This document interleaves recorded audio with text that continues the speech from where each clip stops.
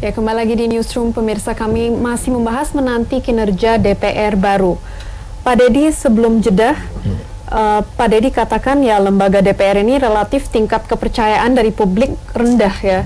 Bagaimana untuk merubah itu pendapat Pak Deddy dan sekalian closing statement dan harapan? Ya, saya kira merubahnya hanya dua kutub yang merubah. Pertama, partai politiknya mau merubah. Yang kedua, passionnya, pribadinya masing-masing, ada tanggung jawab moral terhadap yang memilihnya. Karena sekarang kalau ribuan orang di depan DPR yang protes itu, mereka diantaranya memilih orang yang diantarkannya juga, sama itu. Sekarang dia protes begini-begini, tapi dia memilih juga karena dikasih uang 50.000, karena 100.000 dan sebagainya.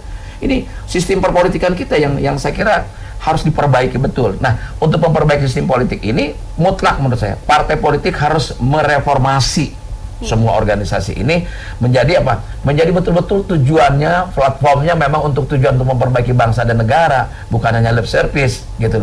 Bahwa betul-betul anggota DPR ini mendapatkan sanksi apabila dia tidak turun, apabila tidak bekerja, apabila tidak dia bersuara dan sebagainya. Parlemen itu parle, kalau bahasa sini itu ngomong ya, bicara. Kalau sampai jadi anggota DPR terus cicing wae, duduk hanya sebagai pendengar, untuk apa duduk di sana? Dia harus bicara, gitu loh. Nah, harapan kita pasti akan sama semuanya.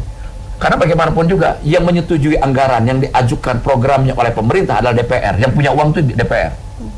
Bisa bayangkan ribuan triliun itu untuk rakyat kalau tidak beredar di masyarakat menjadi stimulus ekonomi. Rakyat menjadi susah sekarang. Dagang nggak laku, daya beli menjadi rendah, pertumbuhan ekonomi jangan dibicarakan. Kita udah tahu semuanya. Kondisi sana sini. Kalau DPR dan pemerintah ini hadir, kebakaran hutan tidak akan terjadi. Apa artinya? Hukum tegak. Kalau negara ini hadir, wamena tidak akan terjadi. Semuanya. Jadi ini saya kira antara eksekutif dengan legislatif ini tidak bisa dipisahkan. Gitu loh. Jadi bukan hanya berbagi kekuasaan, berbagi kursi karena dia suara terbanyak, bukan itu gitu loh. Tapi outputnya apa yang selama 5 tahun per 5 tahun? Jangan sampai pemilu penggantian kepemimpinan ini hanya dijadikan ritual rutin 5 tahunan agar masing-masing mendapatkan jatah untuk giliran berkuasa, gitu loh. Nah, harapan saya sama dengan masyarakat agar pertama, baru saja tadi kita dengarkan sumpahnya demi Allah, mereka bertanggung jawab sama Allah bagi orang Islam dan agama yang lain pada Tuhannya. Ini gak bisa main-main. Diminta pertanggungjawaban kita besok. Untuk itu, semoga amanah. Yang kedua, kinerjanya cintai rakyatnya, dengan cinta rakyat berjuang di sana. Bukan karena ada hengki-pengki maka dia perjuangkan anggaran itu. Ya, betul-betul anggaran itu memang untuk rakyat, sampai kepada rakyat sehingga rakyat berubah. Anggota DPR berhasil kalau rakyat yang bodoh jadi cerdas, rakyat yang miskin jadi sejahtera. Itu aja. Pak Said, harapan Pak Said untuk masa kerja yang baru dan sekaligus closing statement. Ya, saya kira ini nggak bisa santai-santai ya DPR yang sekarang. Betapapun kita tahu ada sebagian anggota dewan yang sulit untuk kita ajak lari gitu ya, karena dia masih harus buka-buka buku juga kalau sempat ya. Kadang-kadang kan juga merapat-rapat, Bang Miing bilang tadi ya dia cuman isi tanda tangan, isi absen kabur gitu ya, nggak ikut dalam proses perdebatan menyusun undang-undang dan sebagainya. Fungsi pengawasan juga tumpul dan seterusnya.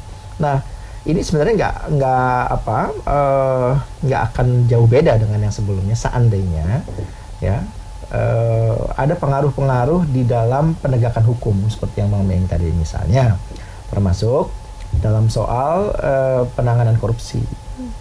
Kalau undang-undang KPK-nya seperti yang sekarang, ini efek kehati-hatian anggota DPR gitu atau nyali dia untuk berbuat nakal gitu ya, itu akan besar kembali. Kemarin kan agak ciut nih dengan KPK yang kuat.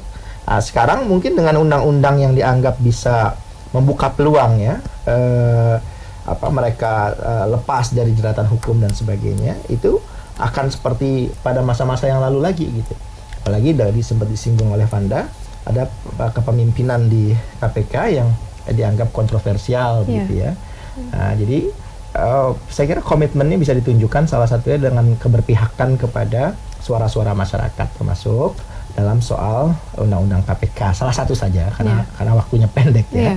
Ketika misalnya ada Perpu yang ingin membatalkan undang-undang KPK atau putusan Mahkamah Konstitusi, DPR perlu segera menindaklanjutinya. Kalau Perpu ya bunyinya pembatalan, ya DPR sebaiknya tidak menolak Perpu itu.